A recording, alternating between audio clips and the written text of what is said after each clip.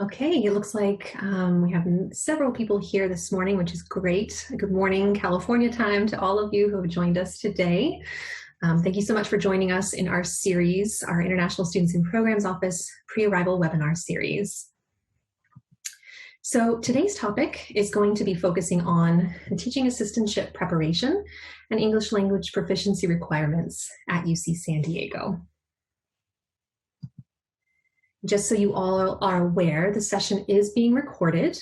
All of our recordings for our webinars, including this one, they're all available at iwebinars.ucsd.edu. So normally within about a week of this presentation, you can take a look online and you will find this presentation where you can review it in your own time and review some of the questions that were asked as well.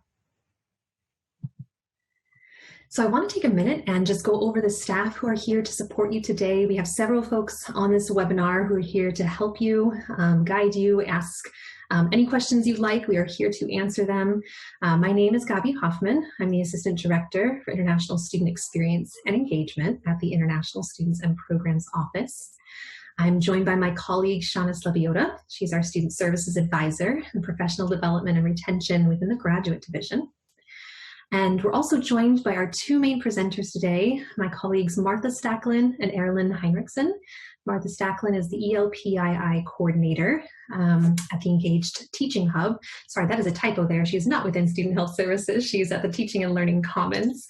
But she is joining us today alongside Erilyn, as I mentioned, an education specialist, also within the Engaged Teaching Hub at the Teaching and Learning Commons. And then we're also joined by my colleague Grace Fuller, who also works at the International Students and Programs Office. She is the manager for International Student Experience and Engagement. We're all very, very excited to welcome you and help answer any questions that you might have today. So this is just a brief overview of what we're going to be covering in this morning's webinar. So we'll be briefly going over the International Students and Programs Office, or ISPO, as we call it, and our services to you. We'll also be going over some graduate division reminders. Shauna will be reviewing those. And then we'll launch right into our presentation about the English language program for international instructors, the English language certification exam, teaching support and resources, and Q&A at the end. So we do ask that you keep your questions to the end of the presentation, and I'll show you here how you can ask those questions. So all of you on your screens should have the toolbar there that says Q&A. This will allow you to ask questions to the group, all the panelists on this webinar. Again, we do ask that you keep your questions to the end because we're covering a lot of information. What we typically do is we like to ask these questions out loud for the benefit of the group. Do know that we won't use any identifying information, who is asking the question, but we will, if there are questions that seem pertinent, relevant to the rest of the group, we'll go ahead and ask those out loud so everyone can benefit from the answer. Okay, so before we get going into the main part of the presentation, as I mentioned, we're going to go over ISPO and some of our resources just briefly here in case you're not familiar with them yet. The first piece I want to make sure all of our graduate international students are aware of is our ISPO website. So the ISPO website contains a lot of information for new international graduate students, in particular our first steps checklist. And this is what it looks like here. So if you go to inewstudent.ucsd.edu, you will land on the first page here where you can see there's a specific section just for graduate students. So it's just for master's and PhD students to guide you through your first steps of coming to university in terms of requesting your visa documents, making sure you're completing all of your preliminary requirements to get to campus. So this takes you through these different steps to make sure you're checking everything off, you're completing everything in a timely manner. So you can see here it's broken up into different steps: requesting your immigration documents, preparing for arrival, and then what to do once you get to the United States. We know things look a little bit different this year, obviously with the impact of COVID-19 and coming in for fall. We want to make sure that you are aware that on our website we are posting regular relevant information for our new international students as it pertains to their visas, as it pertains to remote instruction and so forth. So do keep updated with our website. This is where we're posting a lot of important information and updates, and where you'll be able to find that information quickly. Okay, and now I'm going to briefly turn it over to my colleague Shauna, who will go over some graduate division reminders. Thank you so much, Gabi. And you also actually reminded me of something else I wanted to mention. When you talked about how your office is posting updates related to the COVID-19 pandemic on your website, I did want to let our new students, or our new students know that the graduate division also has a section of our website where we are posting updates from our graduate dean, Dean Antony. And so that is a new section, and it's right on the homepage. If you go to grad.ucsd.edu, you'll see it there. And as new information is announced, that would be on the Dean's Updates part of our website, so please check it out when you have a chance. But I wanted to right now just put in a reminder for admissions documents and any things that are outstanding that need to be submitted to our office to lift the provisions of your admission. And so if you go to the application portal, which is listed here, gradapply.ucsd.edu, the homepage, or the first page you see when you log in, is going to show what documents still need to be submitted. And so please send those to our office, or submit those to our office as soon as you can. And if you have questions about that, our grad admissions staff is available via email to answer those questions for you. And this is a screenshot of what the applicant portal looks like. So you can see it about halfway down the page where it says pending admissions documents. This is where you would find what it is you need to submit. I also want to show at the bottom right corner, similar to how the International Students and Programs Office has their checklist, we also have a section of our website where we talk about all of the steps that incoming students need to complete, either before they arrive on campus or when you arrive on campus. And so there's links out to all of that information as well in the portal, in your application portal. So just want to put those out there, and if you do have questions, then I think we will take care of those at the end of the webinar. Thank you. Thank you so much, Shauna. And now I will go ahead and turn it over to my colleagues Martha and Erilyn to begin their presentation on today's topic. Good morning. I'm Martha, and my colleague Erilyn will be joining you soon with her part of the presentation. I just wanted to say thank you for choosing UCSD. We're very excited to have you, and I'm very eager to answer your questions about the English language certification, as well as the resources that you have on campus, and hopefully have you all enjoy how wonderful it is to teach at UCSD. These are some of the students who've been in the program. They do teach in my classes. This was recently in winter when we were still in the classroom, but you can see we have also managed to work online. You'll see photos in the next slide. Oh, and that's me in the corner next to ELPII.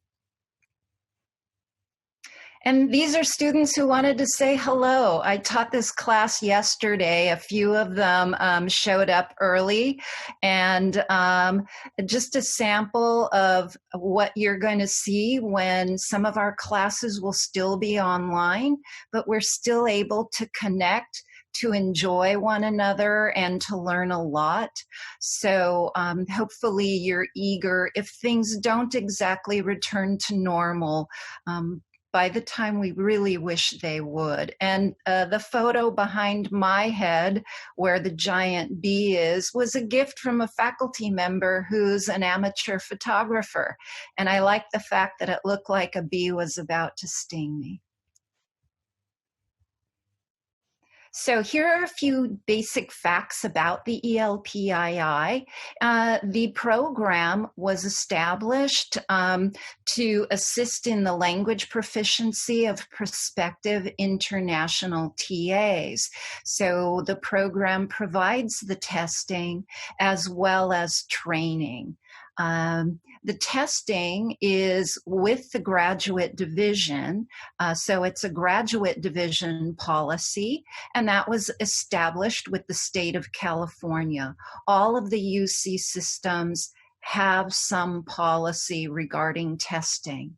At UCSD, we call our language test the English Language Certification Exam, and it complies with the state and the UC resolutions that we have for you. And over the years, the English language program has supported thousands of international graduate students in teaching and presenting, as well as postdocs and faculty. So the English language program for international instructors is a program based in the Engage Teaching Hub of the Teaching and Learning Commons, places you will learn a lot about when you're here. At the ELPII, my aim is to help international graduate students develop their linguistic readiness for employment.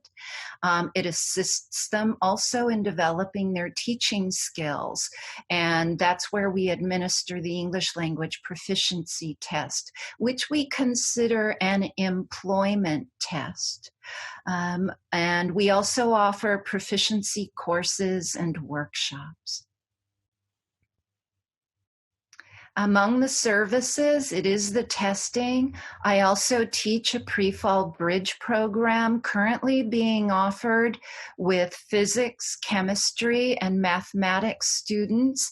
I'm really looking forward to finding out today how many of those students are here. The pre-fall bridge program begins this year, the first and second weeks of September. English language classes, they're called English for Teaching, and we do require that you will have taken the ELCE and have a teaching requirement or a current TA-ship to participate. We also offer workshops on presentations, design, pronunciation, and conversation lab. Also a workshop on what is the ELCE. You'll learn a lot about that today. Also, we offer faculty consultations, class observations, and feedback. So who should test? Wow, this is a gigantic slide. I am sorry it looks this way. So you don't quite get all of the information. It looked much better on my slide design. So those who should test, if you have taken the TOEFL, the IELTS, or the PTE, which is the Pearson Test of English offered by Cambridge, those of you who received a speaking subscore from 28 to 30, or 8.5 to 9, or 83 to 90, you are exempt from the ELCE. You can accept a TA offer. No need to take the language test. For CSE, CSE has been piloting a lower subscore. It applies only to computer science and engineering. If you have a TOEFL speaking subscore of 26 to 30, you will then automatically qualify to TA. Those who qualify to take the ELCE will have scored between a 23 to 27, a 7 to an 8, or a 76 to an 82. Those below a 23, a 7, or a 76 don't yet qualify. We do, however, give you an opportunity to develop your skills so you do become eligible to take the ELCE. To qualify, with a 22 speaking subscore, you have to take at least one English language class related to speaking. And then after successfully passing that class, you will then be eligible to take the ELCE.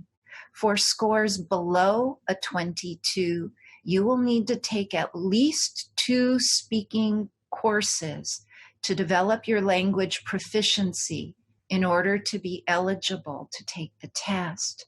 So we do encourage you not to be so eager to take this test when you arrive in fall.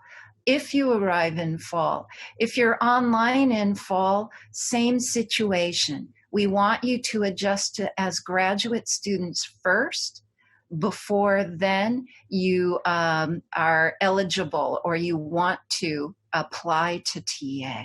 And departments have their own policies, which I'm sure you're familiar with. They post them on their websites.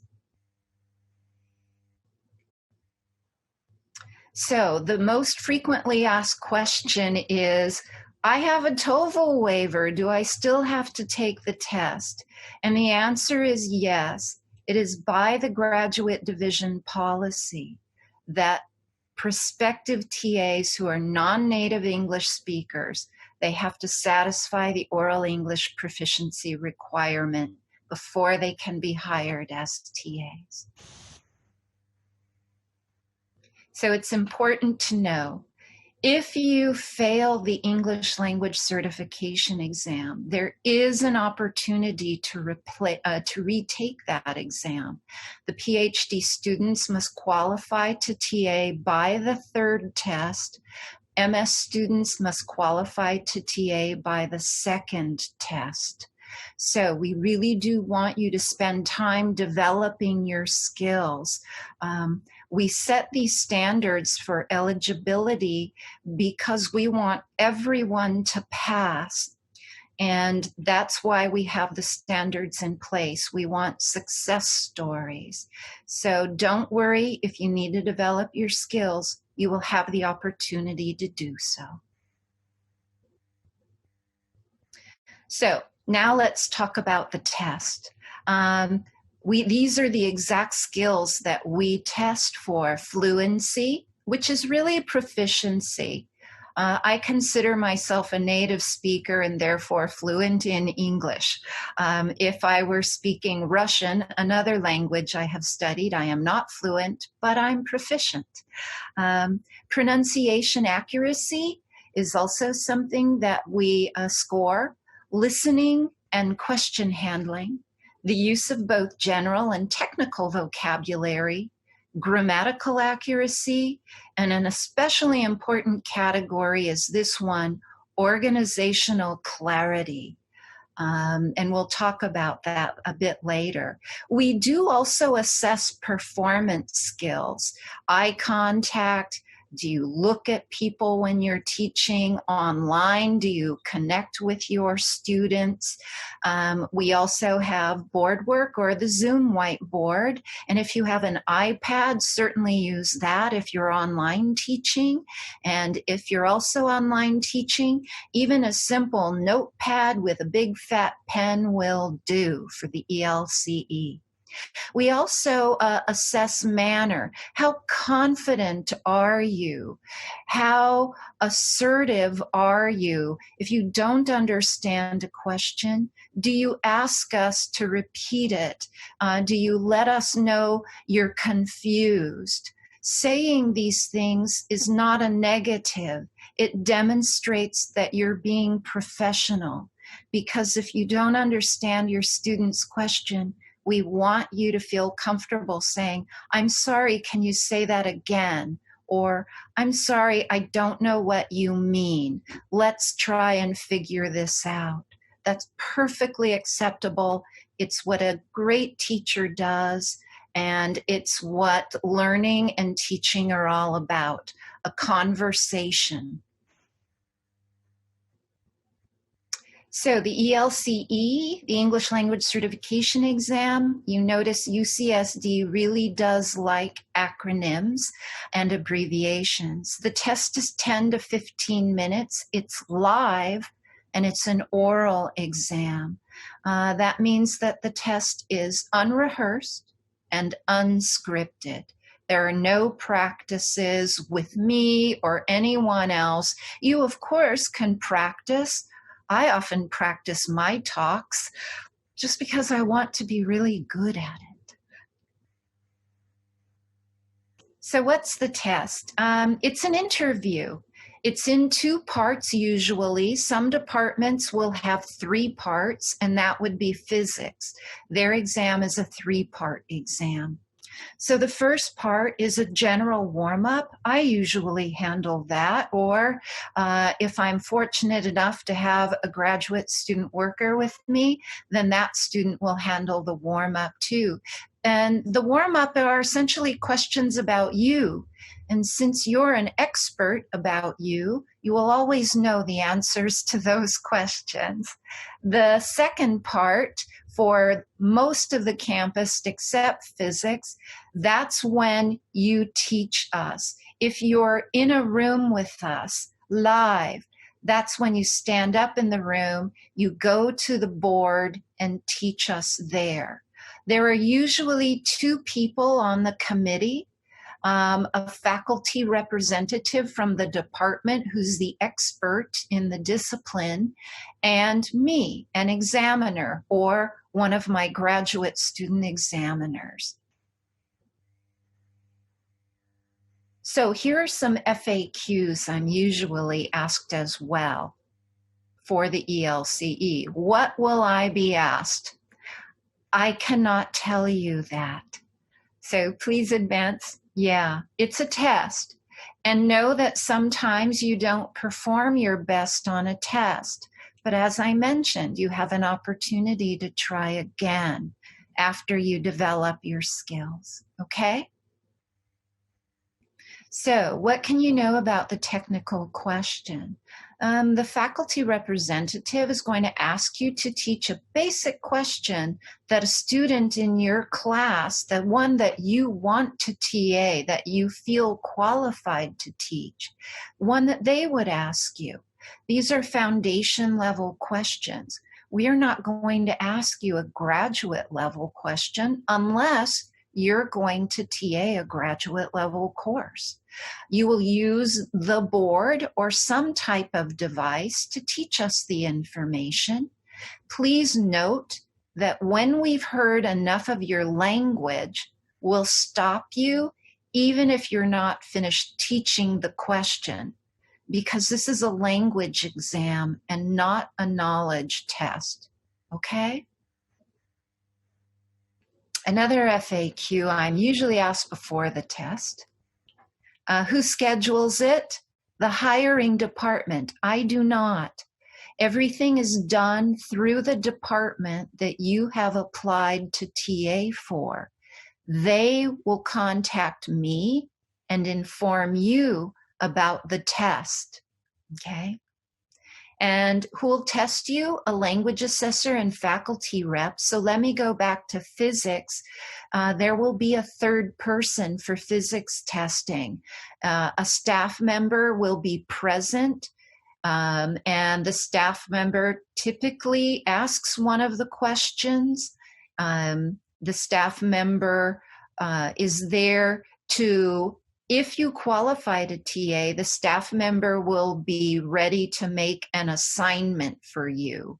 And it just makes it faster for us to give you the information about which class you'll TA. And the faculty rep in the physics program asks a technical question. The staff member will handle the concept question. And me, as the language assessor, I'll do the warm-up. So what to expect? We're friendly, we are welcoming, we want you to do your best. But if you're nervous, it's understandable. This is an important test. You want to qualify to TA. we want you to qualify to TA2. Unfortunately, not everyone does, but because we use these eligibility standards, the rate of qualifying to TA has gone to 90%. So know that when you are ready for this test, you will likely qualify to TA. If you're nervous, it doesn't matter. We'll try to calm you down. It's normal. It is a test, but we really want you to feel comfortable, and we'll do our best to make sure you are. How to pass. Relax, perform well. Remember my first important advice, it's a conversation. Communicate back and forth with us. I always tell you how to pass the test by relaxing and performing well, but I also find it useful to know, how does one fail this test? And one fails by proficiency standards, of course, but when teaching, you speak too quickly without pausing, and every learner needs for you to speak at a moderated pace. We need pausing, and we need little check-ins, like, does that make sense? Is that clear? And that elevates the performance. And what happens if you don't pass? Well, develop your English skills and you can take it again.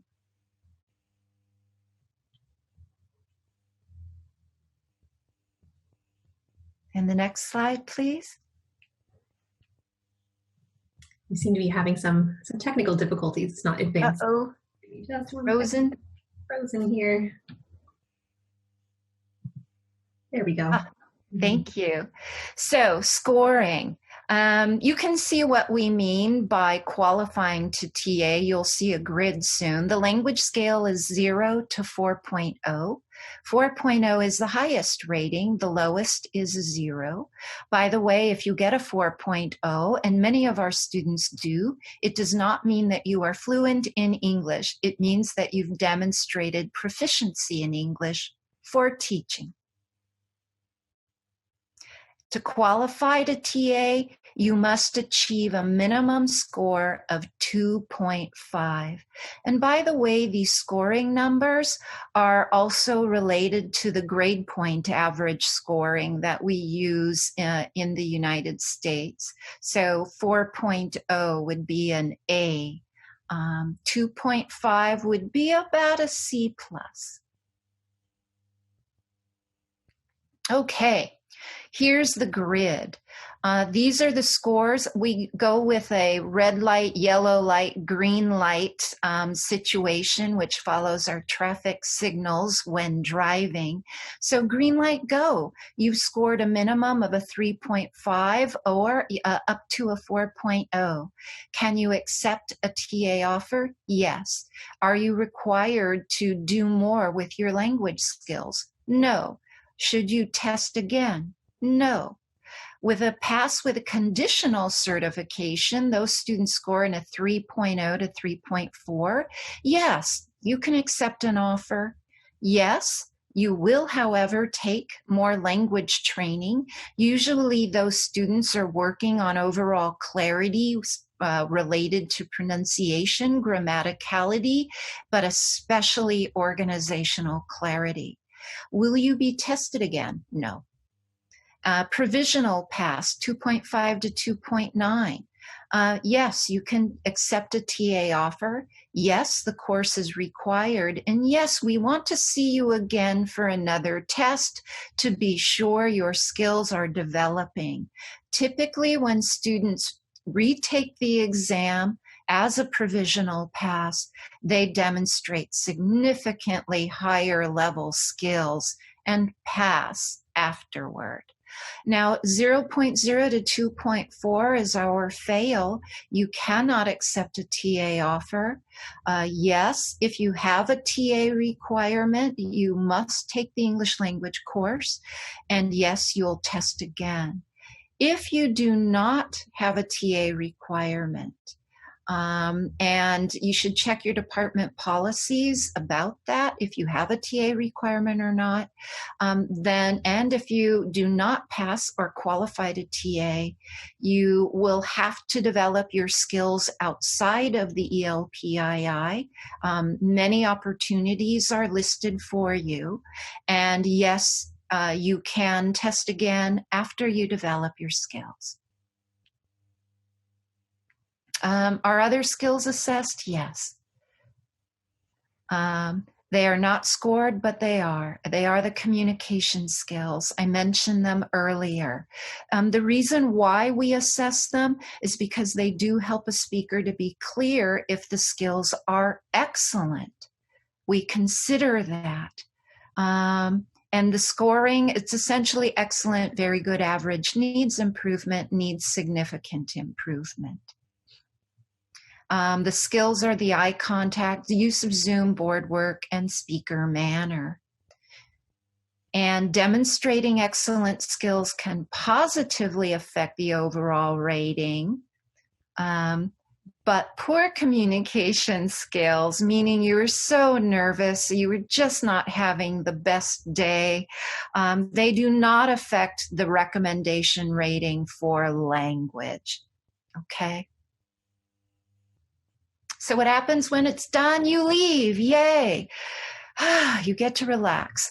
For hiring purposes, the hiring department will know the recommendation almost immediately after the test.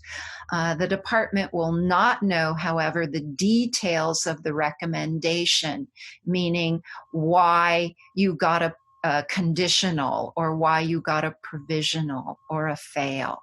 That will come later, and it will take several weeks. The ELPII is a one-person program. That's me.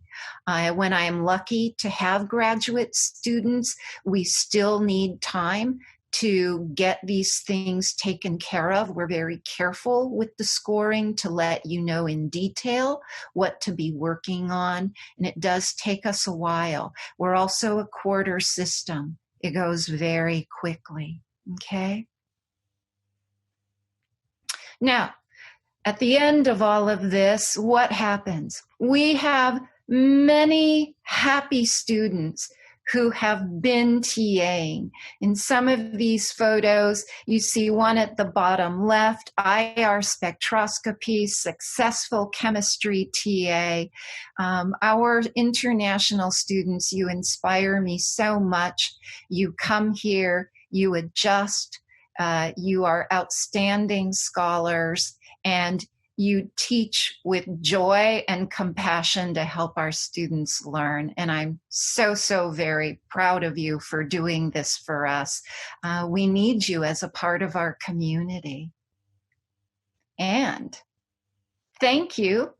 Erilyn is next, and she's going to talk about teaching support for TAs and IAs.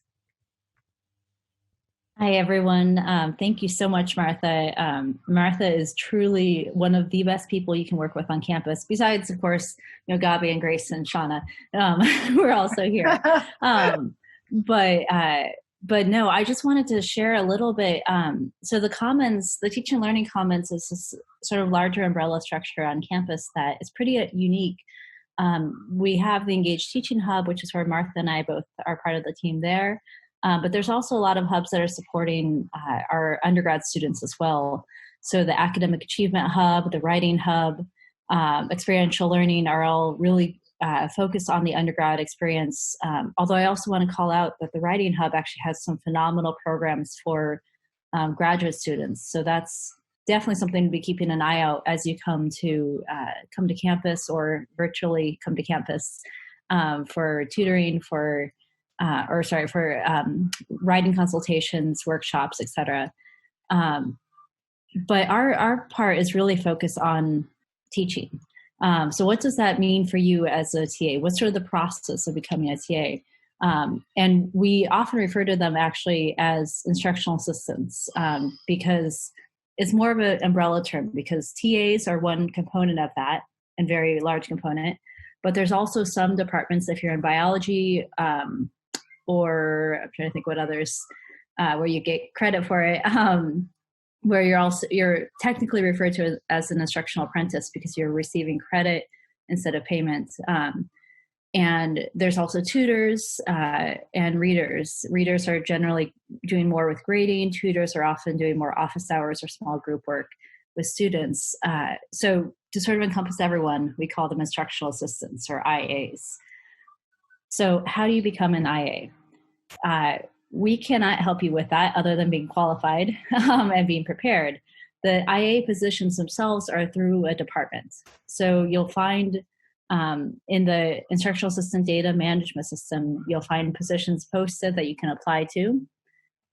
And once you apply and you're approved via testing with Martha or via your TOEFL scores, etc., you just learned about, then it's time to prepare for your role. So what does that look like? There's a variety of ways that we want to help you be prepared. There's an online course for new IAs that everyone will be sent once you're officially hired as an IA.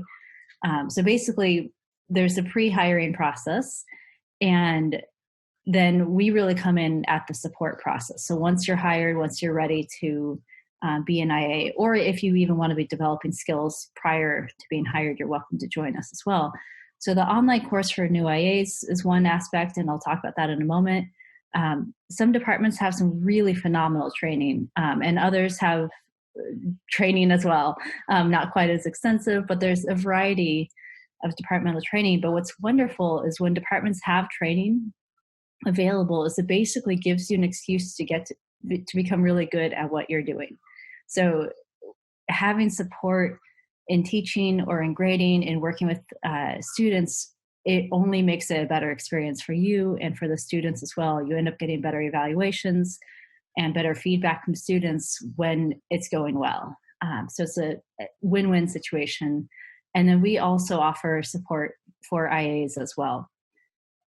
By the way, I forgot to mention that behind me, not actually, but on my screen behind me is Torrey Pines, which is one of our state reserves right nearby, very close to campus, and a beautiful place to go hiking and explore and enjoy some ocean views once you're here with us in person. So highly recommend checking that out. So I wanted to chat a little bit more about what the support looks like. So the online course that everyone will be added to within Canvas is called Preparing for Success. And this basically has 4 30-minute modules that are completely scenario-based. They're meant to be interesting, at least somewhat interesting, and really focusing on some of the key aspects of your role as an instructional assistant. So professionalism and leadership. So basically going from being an undergrad to being a leader in the room. What does that look like? How can you work with students? We have a very diverse population at UC San Diego. And so how can you actually promote learning with that diversity? What does it look like to work with students with disabilities and differing abilities? And then what does it look like to foster academic integrity within your classroom or within your section? And how should you be responding to different scenarios there as well? So again, the departmental training is going to vary quite a bit by department, but I encourage you, whatever department you're in, to seek out and really enjoy that training, because it's generally done really well, and it ends up being so helpful. Most people, when it can be a little bit overwhelming to do everything at once, but afterwards they are so appreciative to have had some of those skills and strategies to learn or to use later on. So engaged teaching, the support we provide really varies, and it's sort of, the point of it is both to support people who want more than what their department offers initially, but also to support you as you continue on. Especially if you're going to be an IA for more than one quarter, you might want more support as you become more comfortable and more confident in the teaching. So we have a new IA teaching symposium, which is done in conjunction with the graduate division's TA orientation, which is sort of the, has some general overview of the role and a students of concern training in the morning, and then followed by the really teaching heavy part of the day. So that'll be on September 30th. It'll be completely remote. So there will be some synchronous opportunities on September 30th. We're also going to have some asynchronous modules that you can work through and different activities to learn some of these skills and strategies at your own pace as well. Because we know that some of you, the time, depending where you are, the time zones might or might not line up with joining a synchronous workshop midday or in the afternoon here, and we don't want you to have to join at 3 a.m. So or 4 a.m. So we'll have that all available, and throughout the quarter and throughout all of next year, we'll be having teaching workshops. There will be some of the summer as well. In fact, to start preparing for fall. But these, again, will be remote until things are much more normal. We'll keep offering these remote, or at least a remote option for these teaching workshops. And these are, again, generally optional unless if your department requires them. But they really can give you some strategies that will make your experience much more enjoyable and rewarding. As Martha mentioned earlier, we also offer teaching consultations. So we have some graduate teaching consultants that work within our team, and they're wonderful to chat with about, brainstorming ideas of what to do, or, my students aren't wanting to engage. What can I do to help, draw them out a little bit? So again, really informal and one-on-one consultations are available. And then this Keep Calm and Teach On Canvas site is something that we have just started, but it's really meant to be sort of a home base for instructional assistants in sharing strategies, in getting information. We'll post information on there as well, but it's also really meant to be sort of a collaborative site of people sharing ideas and sharing what is working or what challenges they're facing as well. And that'll be really incorporated into the teaching symposium early in fall and available throughout the year and throughout the summer as well. So I think I feel like I went over that really quickly. But at this point, I think we welcome questions, and we can address questions both from the ELPII side that Martha was talking about. I'm happy to address questions about the training. And we're really excited to have you part of our team here at UC San Diego. Teaching's a lot of fun, and it gets to be more fun, I promise. If you don't love it right away, you will after a little bit. Thank you so much, Martha and Erilyn, for that presentation. That was fantastic, and I hope everybody really got a lot out of that. I know there's a lot of different resources, but as we mentioned, this is recorded, and we're going to definitely open it up for questions now, so we can clarify anything that might have been confusing. I'm going to go ahead and take a look at our questions, see what we've had come in so far. Gabi, this is Shauna, and I just want to say there's a few questions about transcripts or pending documents. I'll probably do those individually because I do want to give the majority of the time to our guest speakers, to Martha and Erilyn, since this is the teaching, the focus of today's webinar.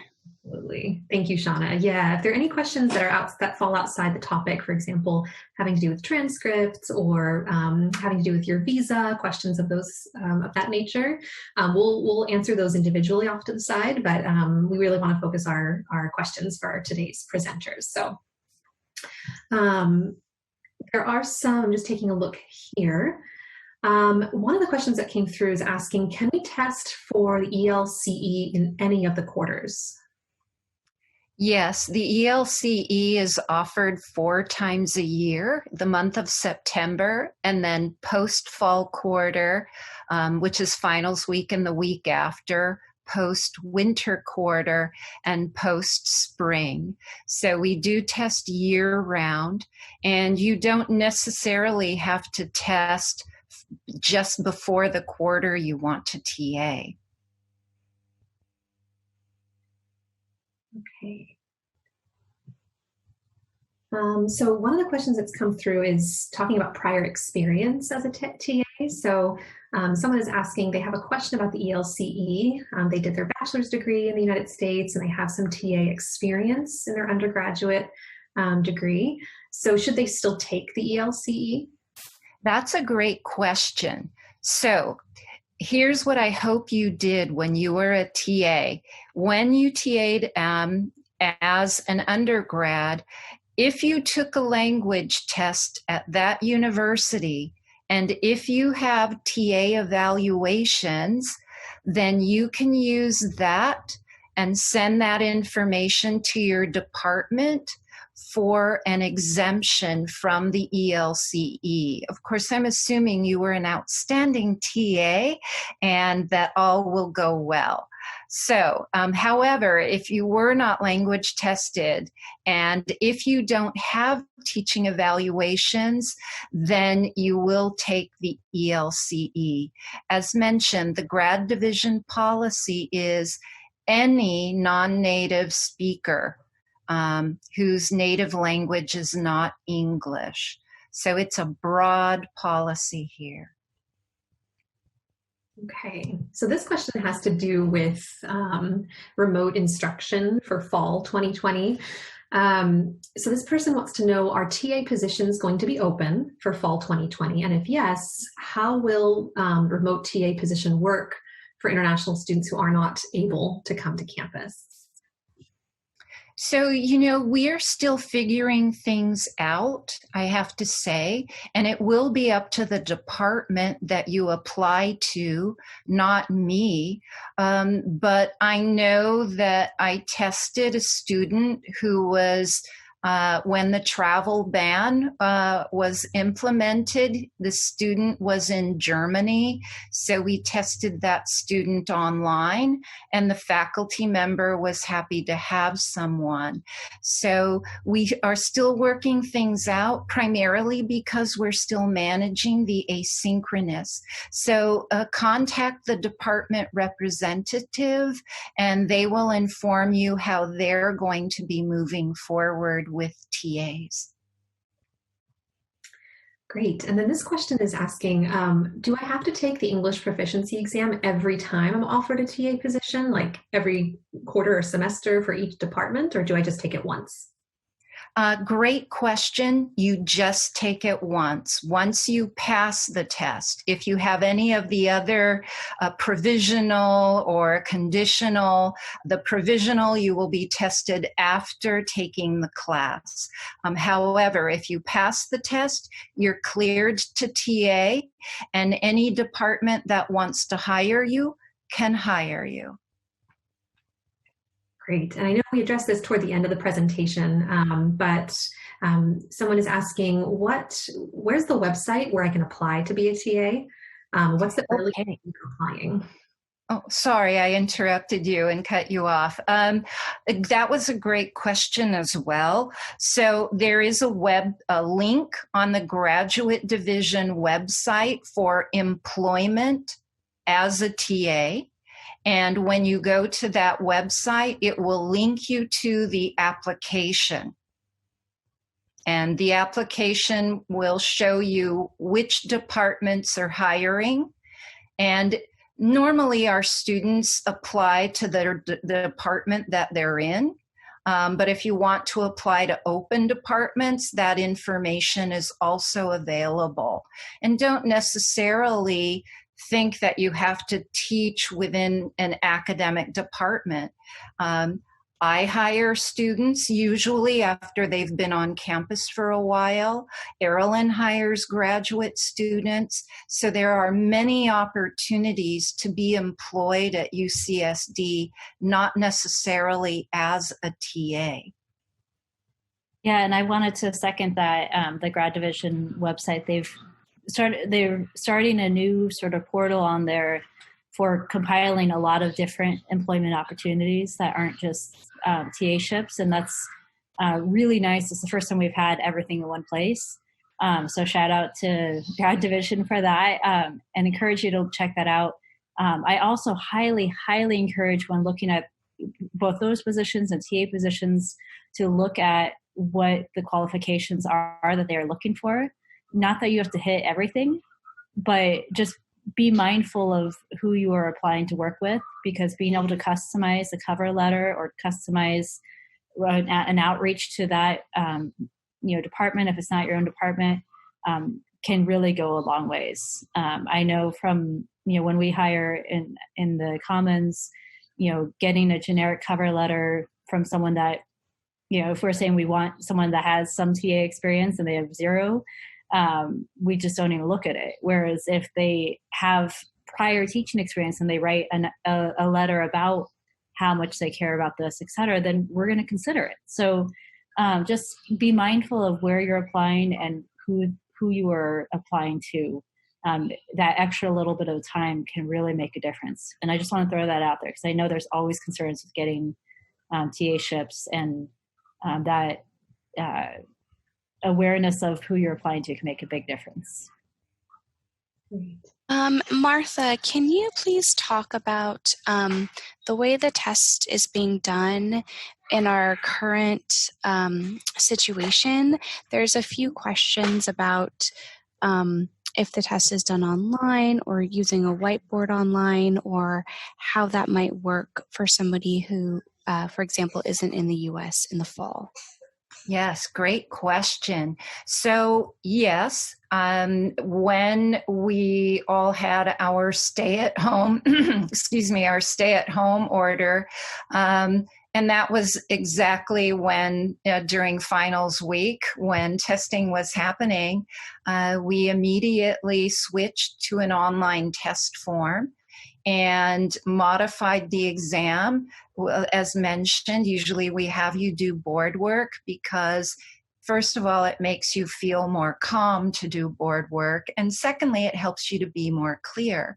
But in lieu of that, students, I would ask them in the Zoom invitation to write down, to have a pad and paper ready to write information that they would use. Some of our students had iPads, they used that. And some of the students I test that are not in STEM fields that require complex characters and equations, they typed on the Zoom whiteboard. We can do it. We have done it.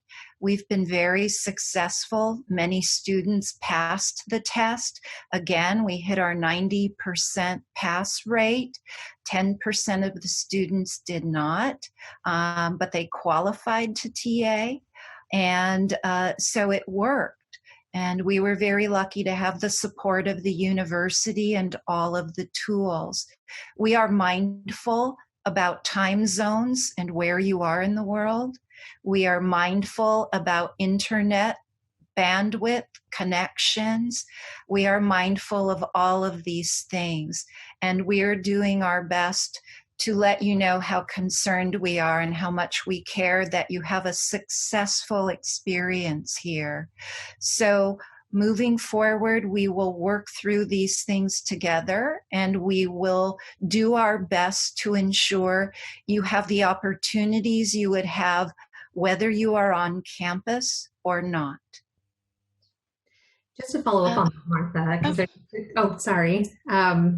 just to follow up, there's a good question here about, are there going to be webinars or training resources available for students who are going to be TAing completely online for fall quarter? Does the Teaching and Learning Commons, maybe Erilyn, you can speak to that, resources for them to help them teach online? Yeah, absolutely. So all of our webinars and workshops that are going on right now and going on this summer and probably fall will be largely focused on those skills, or at least incorporating the remote environment in talking about those, because it's the same underlying theories, but it's different skill set, or it can be. So yes, absolutely. That's most of the resources for the in relation to the new IA Teaching Symposium this year will probably be, and that'll be in, prior to fall quarter, will be related to that, and I'm sure we'll have things earlier as well. If you want to start looking at that even sooner, on the Engage Teaching website, if you go to, I can put it in the chat, but if you go to the remote teaching resources, we have some webinars that we recorded right before going into the remote environment this spring quarter. So you're welcome to sort of look ahead if you're curious, but then we'll also have more before fall quarter for sure. Thanks for asking that. It is a good question. Martha, there are a variety of questions here where students are talking about what TOEFL score they have, and then there's some questions about the exam and if they can apply or if they need to take the test. So the your slide that had your table that sort of outlined that, is that available online somewhere, or could we post it somewhere?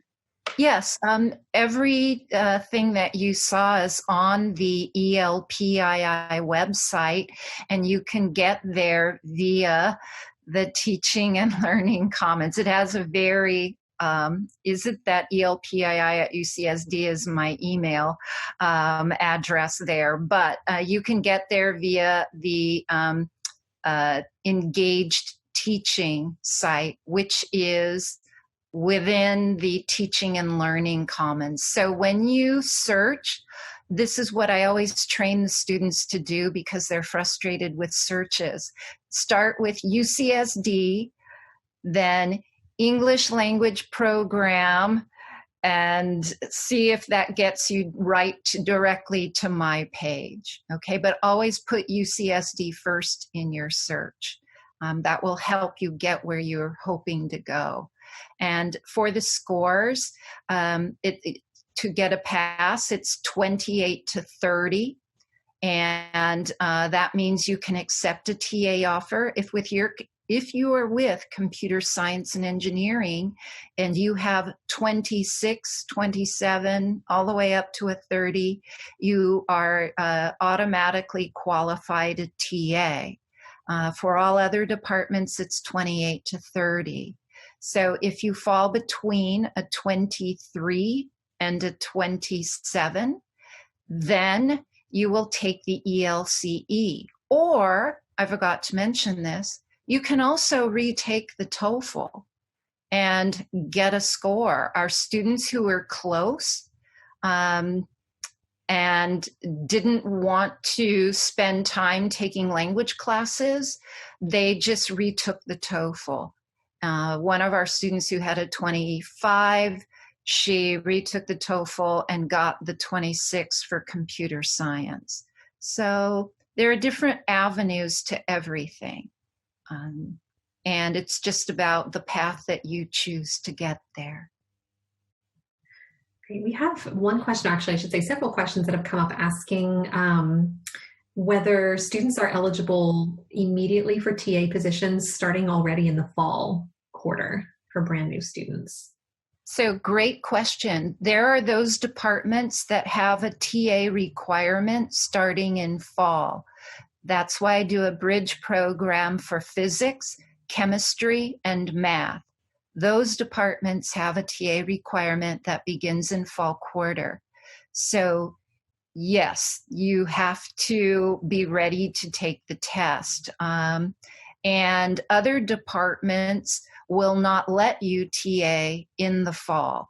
They want you to spend time adjusting to this new educational system if you're not familiar with it. And they want you first and foremost to be a successful student. Being a TA and having a job can add significant time that would eat into your studies. So those departments have on their websites what the requirements are for them in hiring TAs, as well as the earliest quarter that you're allowed to TA. Thank you, Martha. Oh, Gabi, I'm sorry. Just wanted to say something really quickly.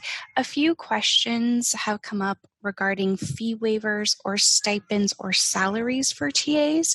And so I just wanted to take a moment to say that we will have another webinar that talks about graduate student funding more broadly. And so those will be questions that would be addressed in that later webinar. Thank you, Shauna. Yes, that will be coming up soon. We'll have a lot more information there specifically about those to address those questions. I just did want to say the time has really flown by. We're actually past time for our webinar, so it's been a full hour.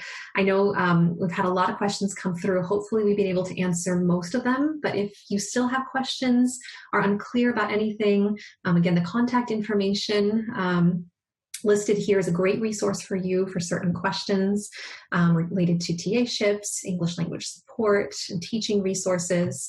Also for our international students, I want to make sure that you have our contact information as well for the International Students and Programs Office. You can always contact us at inewstudents@ucsd.edu regarding anything to do with your visa.